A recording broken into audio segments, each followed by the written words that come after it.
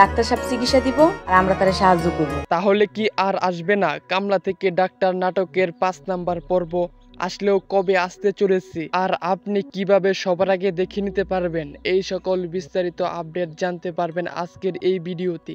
তাই আজকের এই ভিডিওটিকেও স্কিপ না করে পুরো ভিডিওটি দেখতে থাকুন। আর আপনি যদি আমাদের এই চ্যানেলের মধ্যে নতুন হয়ে থাকেন তাহলে প্রতিনিয়ত ইগল টিমের সকল নাটকের আপডেট সবার আগে জানতে আমাদের এই চ্যানেলটিকে সাবস্ক্রাইব করে রাখুন। তো হ্যালো ভিউয়ার্স, কেমন আছেন সবাই? আশা করি সকলেই অনেক ভালো আছেন। অলরেডি ভিউয়ার্স, ইতিমধ্যেই কিন্তু কামলা থেকে ডাক্তার নাটকের 4 নাম্বার পর্বটি আপলোড করে দেওয়া হয়েছে।